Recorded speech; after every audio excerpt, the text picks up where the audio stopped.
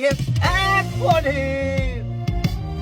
Solup giden yelvan güllere kıttay.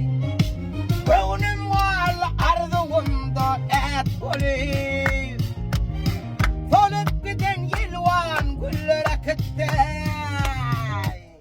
Ahbarlar, bugün bizim bir meşhur aydım seme tezen funutun ustadı yağulluğun mazim ömrün olsun.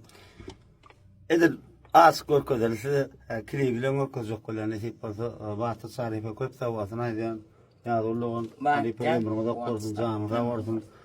Neyle korkturaydım? Daha sor. Şeyden Sırsalıp dur olan ne meyse İngiliz okudum öyle şu sırsapsınız daha şey diksiniz. Batacağım. Döneyden ömrün olsun yeketektin. Kalkansın ortadan ömrüne döney. Sevmem ki. Diyemezsin. Diyem. Varlıs ne gibi de son kol ya olsun. O siyah tema maaşetin batı. Umarpsın. Ben bitti. Mehran dostlar, ayın 10'sine akşam saat 20:00'da YouTube kanalında yayınlanacak. Doğal klibini koya. Ne dip portada sesini koya. Allah'a şükür. No o oğlunum tapmalı. Men tastak gitti. Yo tapyan kayın oldu. Batır koya yalla. Kim batır? Bunu ya bil. Farmı. O yeter. Ay da versen. Canın sağ olsun. Göreceğimiz kovardın. Yağdıl beşirma yeni bir zat istavatıyor. Ne dip portada.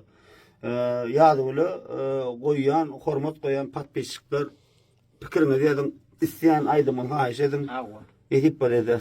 Benim kaptanını restori hem beğenmişti hem cegisi. Canın sağ olsun. Sen yani emmeni. Emrinize olsun.